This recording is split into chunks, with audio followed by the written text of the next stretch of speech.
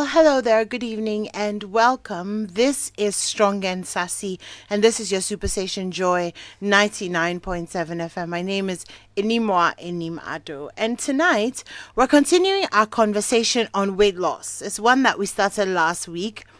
And we thought we should continue because there were lots of aspects of it that we were not able to cover last week.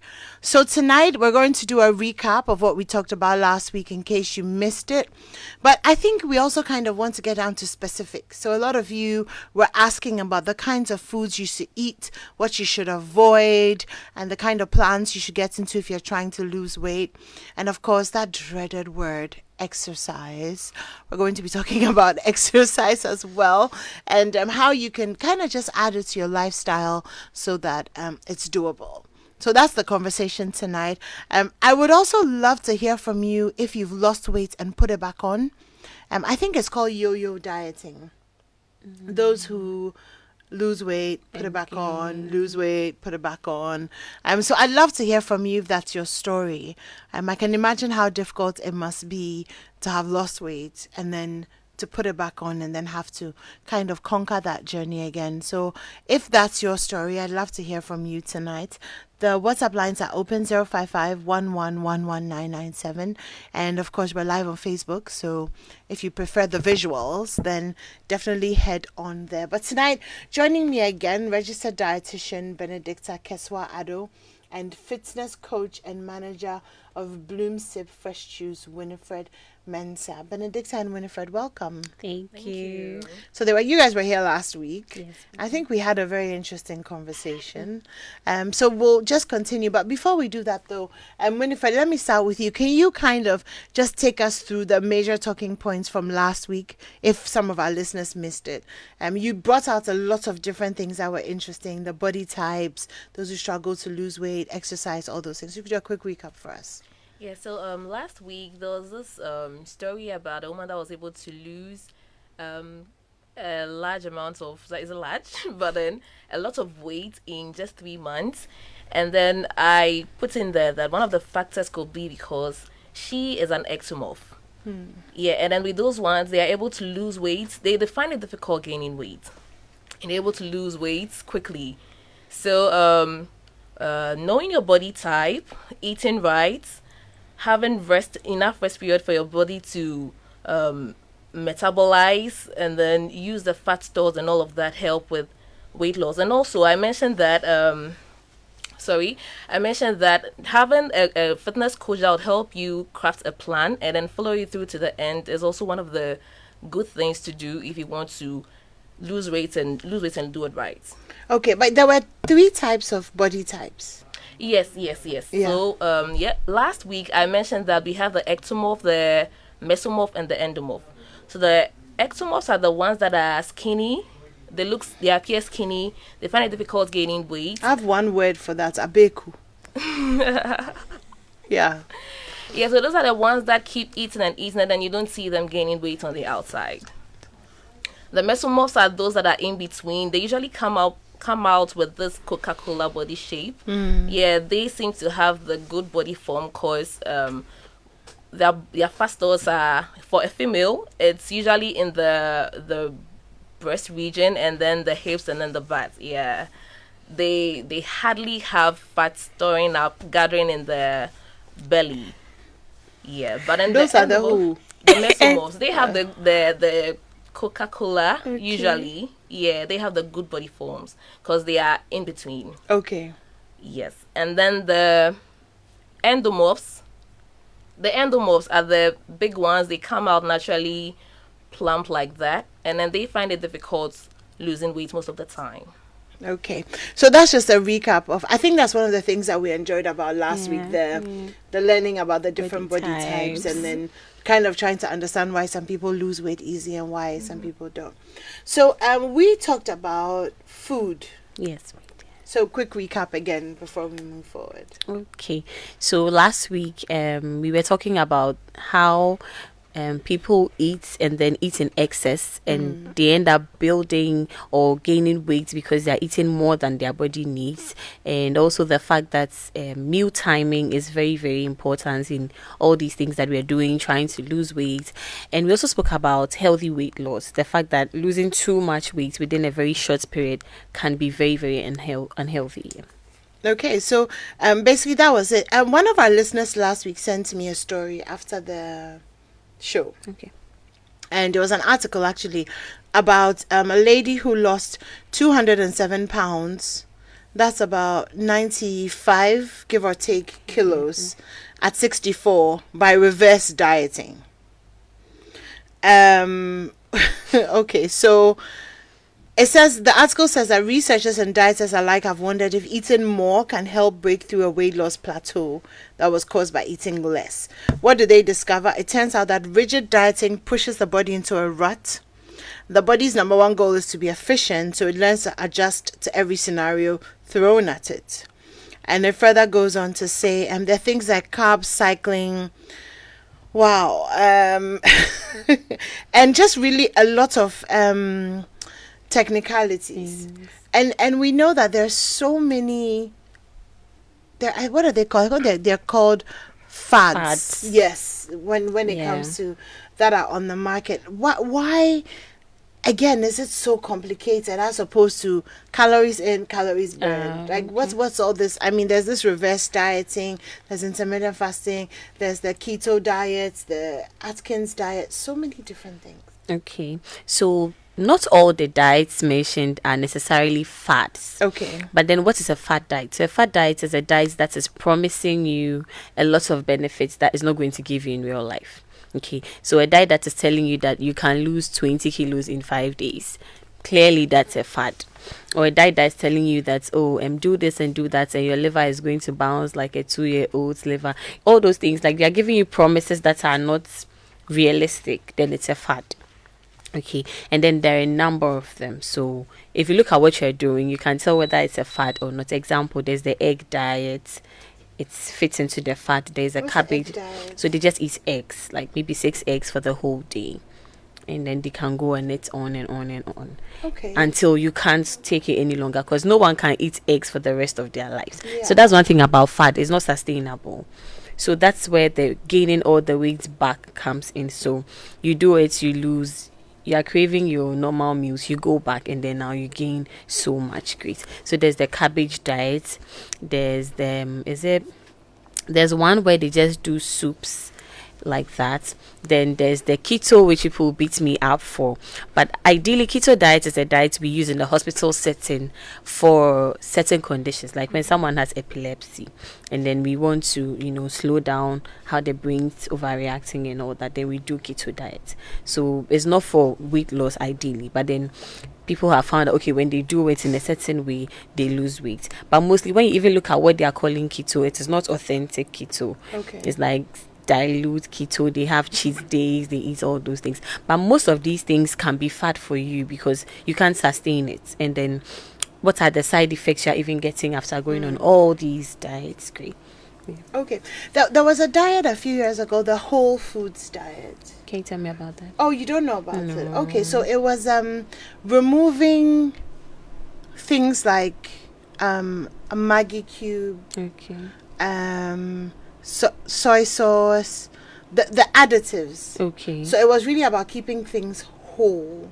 Okay. So if, for example, you're eating meat, then you would spice it with a little bit of salt, but maybe a lot more herbs and natural spices. Things. Okay. And so remove the flavors that additional spices would bring. And then I think it was also cutting down on processed meats. So no ham or bacon or anything that had to go through a process. Too much of a process. So you can have, like, I guess you could have milk, fresh milk, but not tinned milk, not too much cheese, not butter.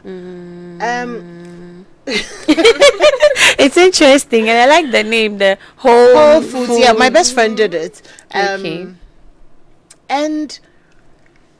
she lost a lot of weight. Wait. But then she also went for her medical checkup, and she was healthier. She had less inflammation and all of that. So the question I'm asking from that is that the additives that we use and the processed meats and stuff, how much of a role does that play? Like, for example, right now, sausage is a thing. You know what I mean? It's with eggs, it's with Indomie, it's with everything that we eat. People buy Fufu and soup and then they put sausage in it. Wow, that would I mean, be nice. you know what I mean? Like, we're consuming a lot of it. So what role do the processed meats and things that are not wholesome, what role do they play in gaining weight or in losing weight? Okay, so starting from the whole food diet, I think it fits into what we call the DASH diet. The DASH diet is simply dietary approaches to stop hypertension. So it aims at cutting back on processed foods, cutting back on things that have a lot of sodium. So that's when the salt and the artificial spices come in, and then processed foods as well. Because any food that is tinned or canned, especially the meat options, has a high sodium content for preservation purposes. Some of them are low sodium. So somebody say so that's Kobe and Kako. Yes, they are They high also sodium. say it again. My family members like Kobe and Kasasa. I just don't understand. It's nice. Wow, okay, Yes, so do you, obviously. I love it. So yes, all these things like increase the sodium content of the meals that we are having. So if you're going on a diet that is literally cutting back on excess sodium, I think is good. But then, like you said, there may be other things in the whole food diet that we have to look at before we say it's a good thing or not. But when it comes to processed foods and weight gain, most processed foods have high fat content. So you're talking about things that are fried things. If you are eating something like corned beef, after you take your beef out, you can tell the amount of solid fats under all that. Aside adding to your fat level, animal fat is high in what we call saturated fats. That's going to make your cholesterol levels, go all over the place and all that. So somebody going off these processed meats clearly is going to have a better profile when they repeat their labs, etc. And then the excess fats that you are getting rid of by avoiding the processed foods also going to help. I'm sure the person was also avoiding fast foods. Yes. Yes, so clearly. And when you eat the whole foods, let me borrow your words, because they are whole, like you've not polished them. If it's grains, you have everything, the fiber and everything. I'm sure that diet is going to have a lot of fruits and vegetables. So then there's early satiety. You don't eat so much. The little you eat, you are full. So that person is low-key cutting back on excess calories in them. Yeah. I mean, sticking with this, carbs have such a bad rep when it comes to weight gain. But all our favorite foods are carbs. I mean, the breads, the benkun, the kinky. Wow. They're all carbs. Like, so what do we do? Because I think, is it impossible to cut out carbs? Like, what would life be without carbs? Yes. So I don't think you should cut out carbs. When we look at healthy eating, you should have a portion of everything. Balance is key. So you're looking at your carbohydrates, your proteins, fats and oils, then your minerals. Let's say I want to eat kinky and fish today. What should my plate look like? Great. So it depends on who is eating the kinky and fish again. So portion size is very important. For instance, the fact that kinky starts from 4 cedis doesn't mean your body needs all the 4 cedi ball of kinky. So if you are working on a weight loss regimen and you think the ball before you is very big, then you have to start working on portion control. How do you achieve that? Increase the vegetable bulk of your meal. So kinky and fish, so I come to cut some onions, tomatoes, bell peppers. You love it. You toss it a bit. Wait. On some fire. I actually so simple and straightforward. And I have to add vegetables. If I was a kinky seller, I'll start selling veggies because people need it. And then when you start selling vegetables, they'll buy. Free business ideas. Yes. So kinky with nicely chopped onions, tomatoes. You should try it. Wash it with a little bit of salt. Oh, smile, kaka. And then there's the pepper and the fish. The fish, yes. And then the avocado. Okay, yes, avocado is healthy, so you can add avocado, but not the way we eat avocado. How do we eat like avocado? You go and then the woman tells you that, wait, this one is not ripe, so add this one. Then you come and chop all the two and eat everything. Avocado is a fruit that is mainly made of fat, so eating too much of it means weight gain. Okay, so just a little bit for the health benefits. But I thought over the years they've said that good fat is used to fight bad fat, and avocado is good fat. So why can't we eat a lot of it? So you see, in the body there are different systems. Good fats is good for fighting bad fats in your circulatory system, where your blood and your heart and everything is. But when you eat too much of the good fat, the calories is now going to turn into weight. So moderation is key. That's everything. A very good point. You're very, very good. Thank you. I'm really enjoying your the fact that you're really like up to date on the research and stuff like that. Yeah, we're very, very honored to have you here this evening. I'm honored to be here. So now it's like it's an exam now. I'm coming to you. So you do juice as well. Yeah. And we've been told that juice, the bad things about juice is that you're drinking your calories. So you can drink plenty. No, I'm saying it's easy to go through a box of juice. True. Very, very easy. And also the sugar content. So for those people who like juice, how do they add it to their diets in such a way that it's not a bad thing, or you're not drinking all your calories? Yeah, so that's why your dietitian is going to plan your meal for you. So your dietitian may say you can have a glass of juice, of pineapple juice a day, because she knows how much the calories. Whole day. Yes. Wow. Depending on how much calories of that you need in your meal. Yeah. What are the best juices? Wholesome juices. Like. So fruit juices. Okay, so the best juices, fruits and vegetable mixed juices. Fruits and vegetable, yeah. With orange and sweet pepper. Orange and carrot is a perfect combination. Okay. Oh, okay. Sorry. Yeah, orange and carrot is a perfect combination. So we have having 80% of the vegetables in your juice with 20% fruit to sweeten it up is a good combination. It's actually very tasty, and for people who like to drink a lot. 80% of vegetables in the fruit juice. Yeah. So then it's no longer called a fruit juice, right? Exactly.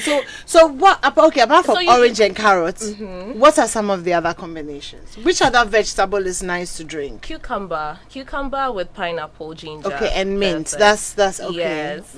So there's spinach, kale. Yeah, you can add something like consomme.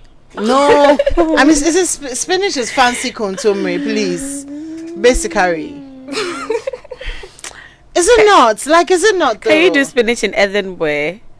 Yes. Okay. So I lived in London for a while. We don't always get consomme. Okay. So we use spinach to make the consomme. It's a bit slimy. So it's like consomme juice. For you, I can relate. I haven't had that experience. Serious. So you blend the spinach. Yes. With some lettuce, cucumber, an apple, ginger if you want, mint if you want, and some pineapple. But the vegetable has to be more than the fruit. Yes. So the fruit is mostly to sweeten it. Okay. Yeah. So that means that then pure fruit juice, especially the processed ones, the ones in the boxes and stuff, are not great. No, those ones have preservatives which are not good for the body. It's good to have them fresh. So vegetables 80%, and then fruits 20%. So cucumber, consomme, kale also just came on the market a few years ago, and it said it's what? Like people talk about it. It sounds very fancy. What is it? The local name for kale, I have no idea. But it's like consomme as well, right? Smaller than consomme and then flatter. So it's also a green leaf. It's a green leaf. Okay, so and then beetroot. Yeah. So one good combination I usually do is watermelon with beetroot. Okay. We're told watermelon has no calories. No, it does have calories. But very low? Moderately low. Oh. So in as much as... No, it's not even that low. Because a serving of watermelon, before they started it's been a long time I bought some out, but they used to chop this 2 CD slices. That's about a serving. So it's not low. It's not that low because you can eat 2 or 3 of that in the twinkle of an eye. Yeah. Yes. So because it's so watery more water. Yes. So compared to other fruits, it won't have so much calories. But they're looking at how much of it we actually consume. So that's another thing. When you Google will tell you this is better than that. But how much of this do we consume? Of yes. So that makes a lot of difference. Yeah. So for example, when mangoes come out, the local mangoes, you can finish eating, you wash like 7, you sit down, you take your time, you really eat it, chew the seed and all of that. And you feel like, I'm eating healthy because I'm eating fruits. But that's too much sugar. Okay. Yeah, that's too much sugar. It has you have to have a portion size of it. Are you taking it as a whole meal, as a snack? You should consider that as well. That is a meal, isn't it? Nature given. I mean, you have the mangoes under your tree, you collect it. I think the point that I'm trying to make is that there's nothing that is so good that you can just eat as much of as you like. Too much of everything is bad, I would say. Even water, even exercise, even sleep. Yeah.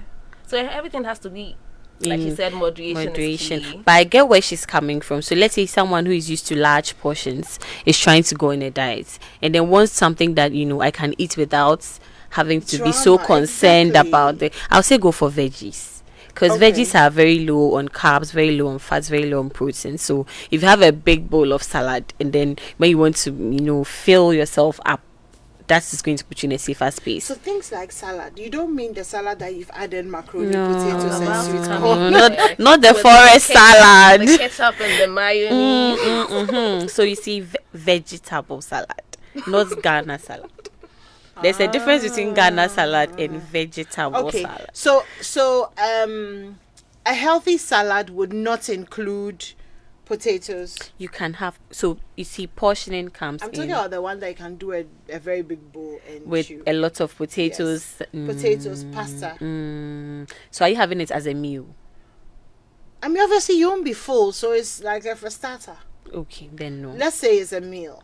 Great, then you can have all that. You can have potatoes, yes, you can have your pasta, you can have eggs, yes. you can have sweet corn. Yes.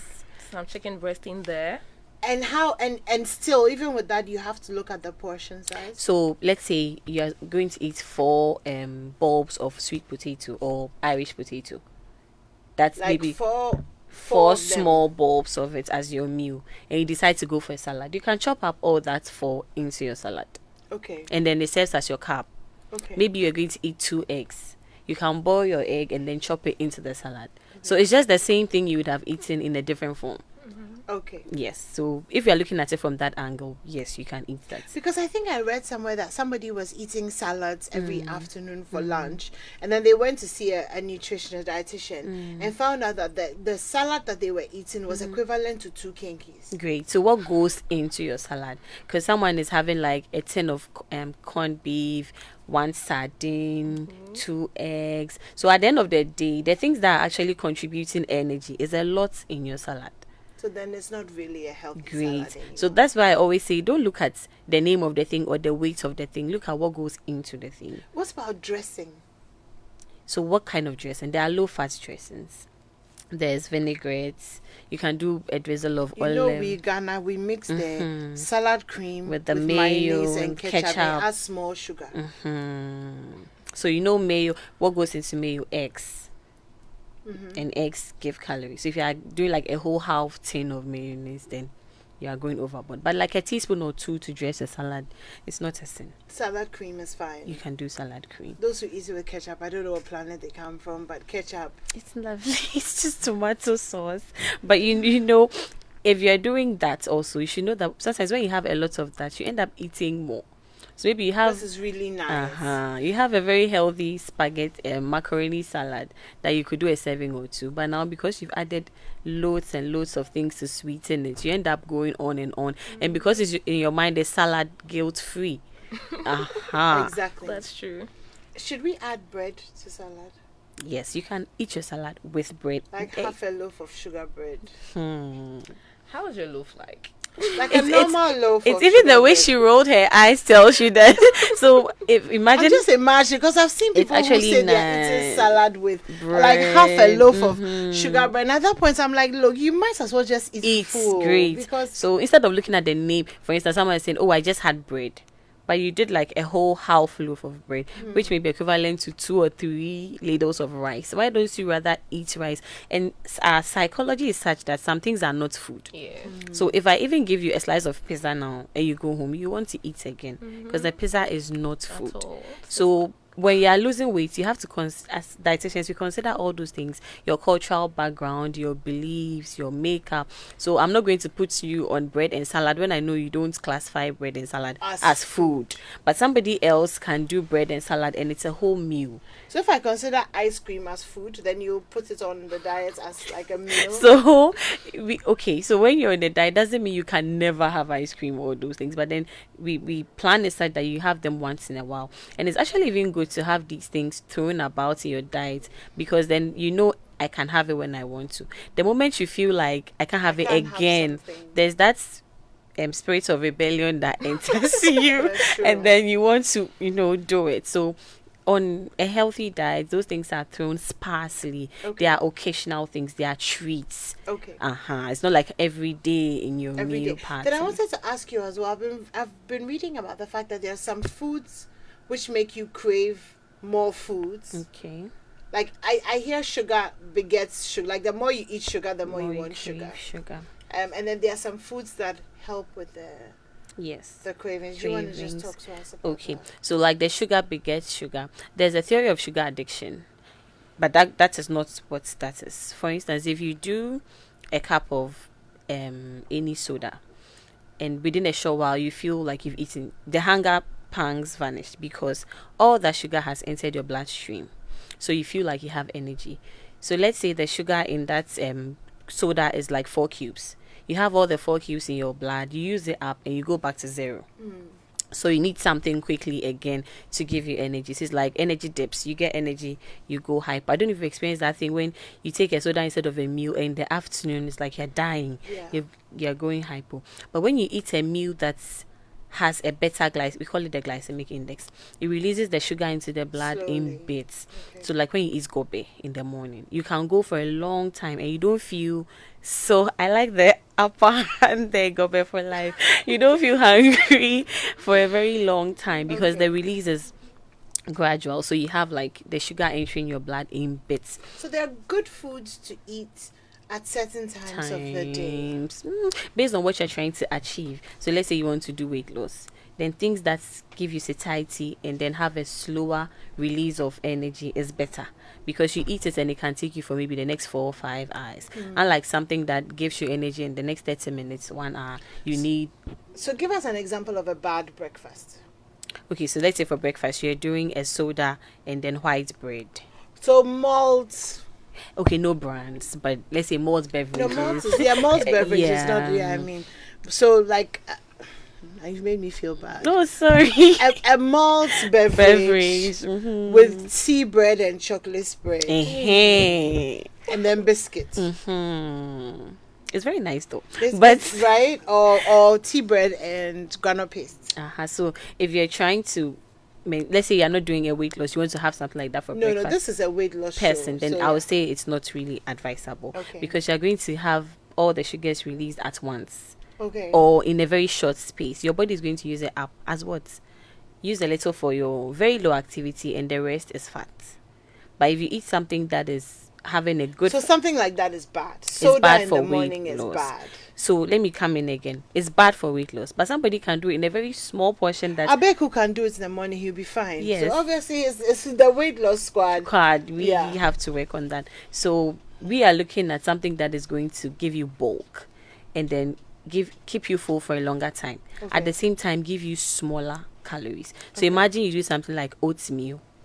Oats, like whole oats there. I don't know, every time you're trying to lose weight, people are talking about oats in the You can do the morning. wheat. The wheat that we prepare like rice water, or the mori cocoa. How about granola?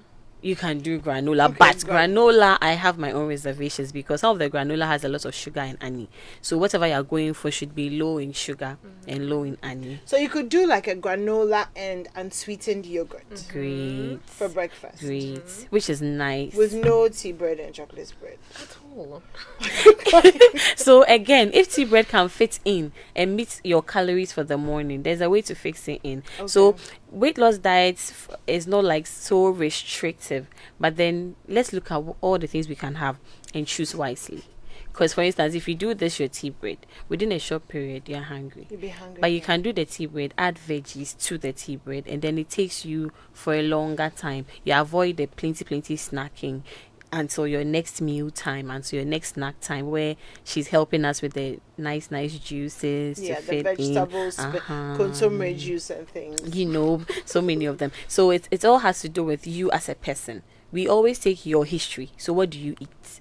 Because if you just jump on, okay, there's a fruit diet and you start eating fruits, you can't eat fruits. Let's say you're 30 years, you can't eat fruits till you're 70. No, you can't. Yes. So we start with your regular intake.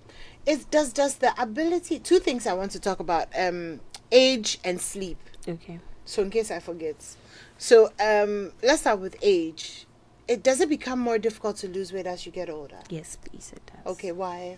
Because as you get older, your metabolic rate drops. Can exercise fix that? Yes, it can help. Okay. So is that your full explanation? So yes, exercise can help in a way. And aside the metabolic rates going down, your strength actually also comes down, which you can attest to. Some people lose a lot of muscle as you grow older. Risk of breaking bones, like when you cross 50, there's a risk that you can easily have a fracture and all those things. So when you get to those ages, losing weight can be a bit difficult. But again, around those ages, weight like losing 20 kg and all, that's not the goal. Because aging alone, you will lose weight. So sometimes we have to prioritize what is very important for the client. Okay, so how do we use exercise then to boost metabolism? Because I think the metabolism key is the main factor in losing weight.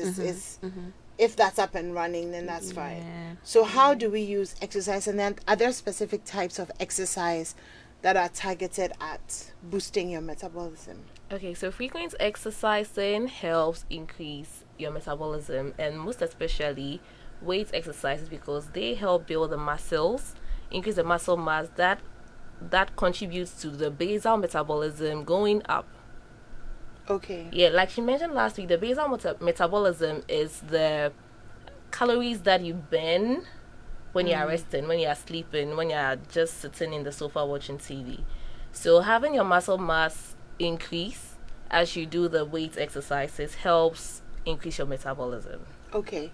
So the weight exercises are the lifting of weights and the... Yes, so lifting of weights, but then you can start slow. So for someone that doesn't have any experience at all, can start with just body weights. Push-ups, sit-ups, just planks. Yes, all of that. Using just the body Your weights. own weights yeah, too. Okay. Yeah, exactly. And then you start small, light dumbbells or maybe household materials you can use to build the muscle. Yeah. We used to use sea sand in a bottle. Yeah, that's perfect. Yeah, that's perfect for a start. Yeah. Yeah, and as time goes on, you increase the weight and then the intensity and all of that. Okay, sounds good. I have a few questions from some of our listeners, but I just want to talk to you quickly about sleep and weight loss. Okay. I was watching a TikTok video a couple of days ago, and the lady was talking about why you shouldn't eat late. Okay. And her explanation was that your body is producing melatonin when you're going to sleep, and then you eat, and then your body has to produce the hormones to process the food, but the melatonin has told your body it's time to go to bed. So then your body starts to shut down, and then the food just goes into storage as fat. Okay. It's the first time I've actually heard That's why you shouldn't eat late theory that made sense. Okay. Which other theories did you used to hear? I don't know. People just have all sorts of you shouldn't eat late. It's not good. The food will sit in your chest, or you grow fat. But it was never really able to say why exactly eating late. Because if you haven't eaten the whole day, for example, and you eat at night and you don't reach your calorie whatever, then why is it that eating late would make Be you a put? Do you get what I mean? I get you. Is there a question in there? Do you feel like there's Yes, something I feel you can there's a answer? question. Okay, go ahead. So when it comes to eating late, what are you eating? Like you said, some people run night shifts. Your stomach empties in about 5 hours, 4 to 5 hours. So let's say you eat rice at 8 a.m. That means going towards 12, gastric emptying has gone on. Then you start to feel hungry. So the food Gastric, it goes into your intestines. So you know there's the esophagus, then there's the stomach sac, so then it there's has moved from your the stomach. So now the stomach is empty. So the that's when you stomach kind of needs. feel like pooping. Oh no, it's now going to travel all the way to And your go through processes and okay, all right. But then once the stomach sac is empty, then there's that feeling that I need food. Okay. So like you said, you've gone to work, you've not eaten, and you come home late. You can still eat. But then you don't eat things that have too many or too much calories. So coming from her melatonin school of thought, I haven't really read much about that. So I don't know if it's evidence based or not. But I'll pick it from metabolism. So she's saying the melatonin is going to slow down how your body uses energy. So let's say you're eating something that has so much energy, you go to bed. Like fufu. Great. So all the energy Around from 10:30. awesome. All the energy from all that fufu and the meat, you are not using, you are not working, you are not thinking, you are not blinking. Your body is just like in a state of rest. Shut down, yeah. So your body is going to store and use it later. But then you wake up the next morning, the body doesn't even have time to use what you stored to use later because your stomach is telling you you're hungry and then you have to eat again. So why don't we rather eat in a way that we are eating what we need and then there's not excess to store? Great. So you come home late from work, you have some soup, maybe light soup with some fish. You've chopped garden eggs and okra in there. You have maybe a slice of bread. You've eaten. Your stomach is not going to rumble, but then there's not so much that is going to make you gain a lot of weight. Okay, that makes a lot of sense. Yes. So the question, what I was talking about, sleep. How important is sleep? Okay, so when you're trying to I recently saw a video on TikTok that was very interesting. She says when you brush your teeth and you sleep, no one eats while sleeping, right? So for her, she thinks once you're asleep, it's going to avoid that whole craving thing. Maybe you bought a box of something and you're eating. Until it's done, you are not at peace. The thing is in the fridge and you keep going back. If you're asleep, you're not going to eat, right? Okay, so that's one thing. And then aside that, when you sleep, you give your body time. There's a hormone theory that when you don't sleep and you're under stress, you eat more. Okay, yeah. Because the hormones that make you feel hungry, because there's hormonal imbalance, they can be all over the place. So even to feel hungry, there's a hormone that tells your body that you have to eat. There's ghrelin and leptin. One suppresses hunger, one tells you you're hungry. So when you're not sleeping, you're in a state of stress, hormones are all over. Everything turns upside down. So you need your good amount of sleep. How many hours? So from studies, they will say 9 hours, 8 hours, but I think just sleep enough to feel rested. So that you're not tired. I feel like also when you're tired, when you wake up tired in the morning, then you kind of just want to eat. Yes, so then there's stress eating. So when you're very tired, when you're not well rested, you crave food.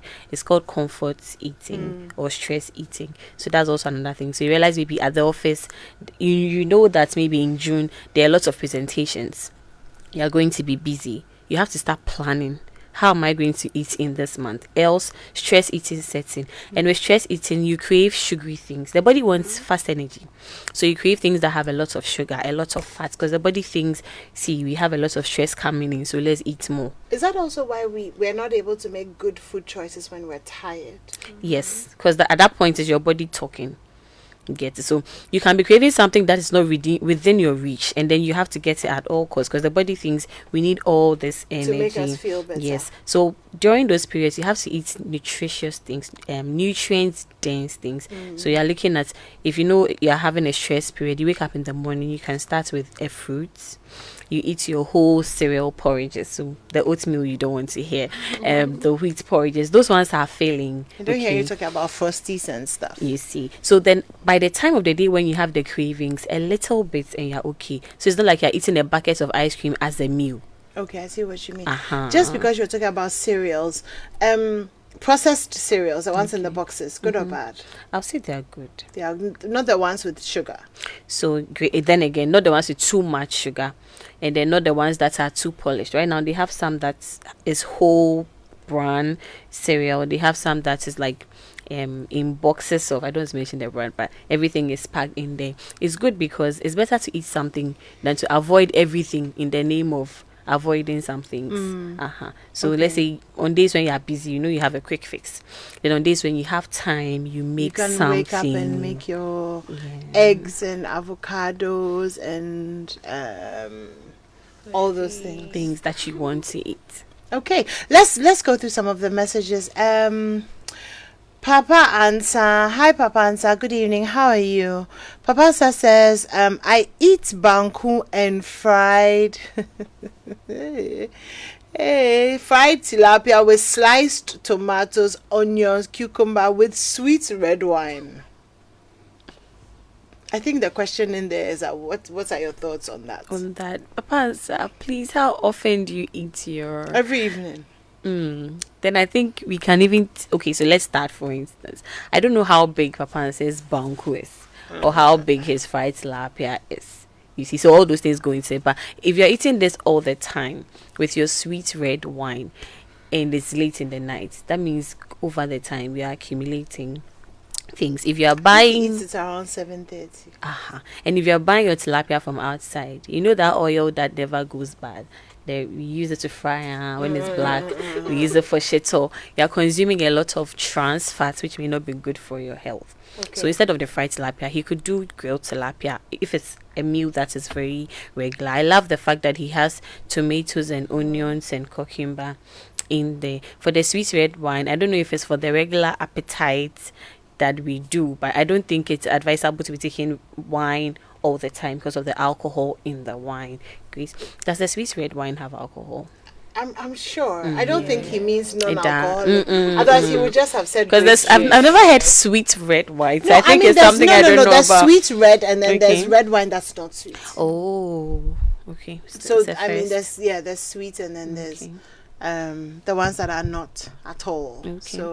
Okay. So again, Papa and Sai, it depends on the time, the portions, how much you've eaten in the day, and the frequency. How often are you doing this? and then whether you're going to sleep. Like when you finish eating, no, you fall asleep on the couch without washing your hands. And it's Papa and an ectomorph or an endomorph or a mesomorph. And is he active? Does he exercise in the morning? Papa, if you're by your phone, you call. Why? Because me, I can't be answering these questions for you. I think it's better if you do 0302 216 541, 0302 216 541. The ability to gain or lose weight is tied to your hormones. If you abeku, this one is for you. If you can't gain weight, check your thyroid, pituitary glands. That's Abnan Kanta, who is an NLS practitioner. So hormones are a big thing as well. Yes. So hormones regulate everything in our body. Okay. But just a disclaimer, don't just panic that because you're not losing weight, you have a problem with your hormones. Maybe you're just not even eating right. No, you know what I enjoyed last week? When you described for us how like you are cooking, during the cooking you've eaten and eaten and eaten. By the time you finish cooking, you've eaten a full meal. Yes. But you say, you haven't eaten. So then now before you keep sit your down plate and eat something. and then so there are lots of ways that you could be sabotaging your weight loss without it being a hormonal issue or it's more behavioral. So we have to always assess these things before we jump to the very scary conclusions. Because I'm sure somebody just sees this like, okay, I have a problem with my thyroid, and maybe you don't really have. So let's slow down. It's true though, but let's slow down and then check ourselves well before we do all these other things. Yeah. Okay, I think that's it for the questions. So our phone lines are open. We really just have about 10 minutes. If you have any questions to ask Winifred or Benedicta. Wow. Some of your messages are very, very interesting. People are really now like sending the foods ankasa that they eat and asking questions about it. This one says, I eat fufu 4 times a week, but it's in the morning around 11. And then I have a salad in the evening or just soup or toasted bread and tea. So how's that for calories? So fufu is not bad again. Fufu is what? Your plantain and your cassava. So how much of the fufu are you eating is the problem. So please, let's fufu banku kenke kokote breathe. They are I know, innocents, right? yes. So they are all carbs, but then the main thing is portioning. How much of it are you having? So you don't say because it's 4 times in a week, then you are eating like 20 CD worth of fufu at a go. Then we have something Then we have. that's concerning. Okay, Kwame is joining us on the line. Hello, Kwame.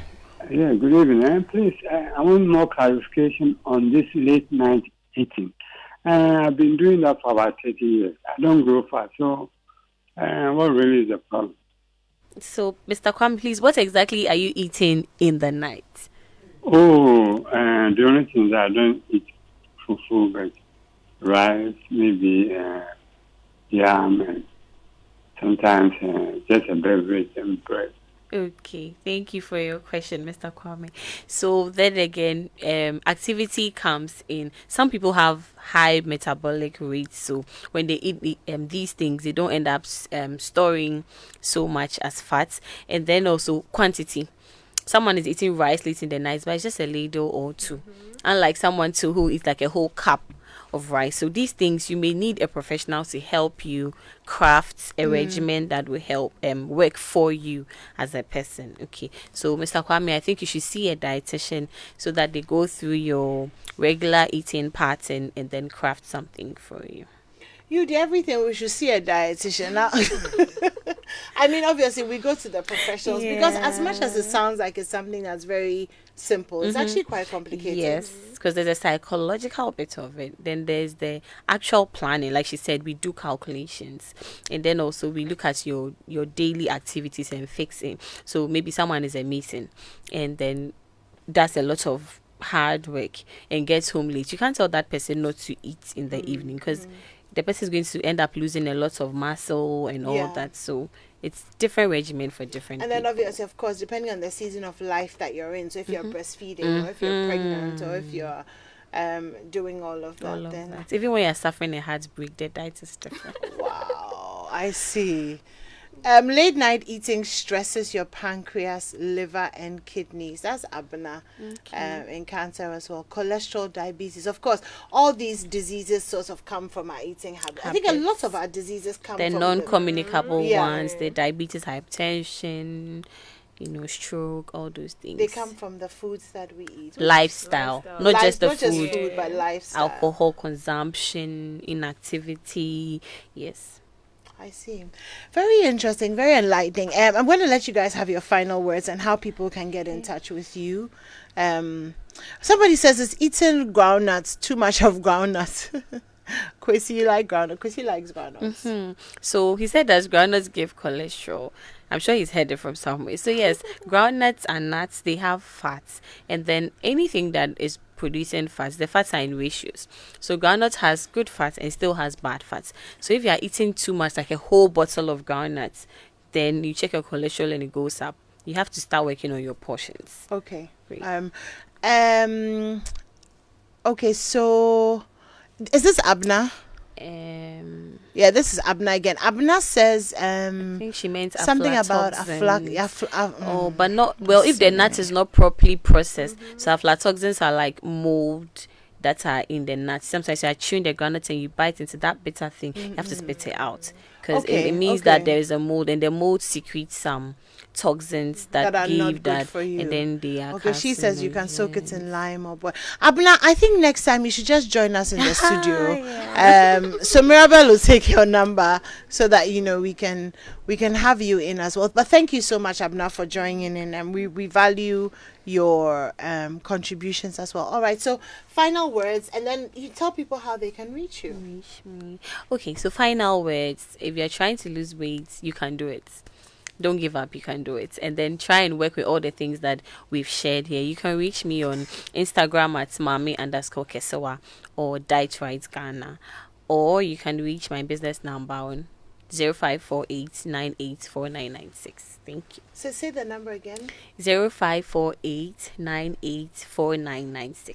All right, okay. And Winifred? Yes, so I would also say that weight loss is highly possible. Just get the right person to coach you through, because at a point we are going to lose the self-motivation, the fire is going to go down. We need someone to push us to get To to vim you, revim Exactly. you. Exactly. So yeah, don't give up. It's possible. Just get the right people around you to help you through it. Okay. Yeah. And well, thank you so much for that. How do people get in touch with you? Okay, so you can call me on 05730111186. Okay, Thank you. Instagram. Instagram, it's Fit with Winnie. Okay, Facebook. Everywhere is Fit with Winnie.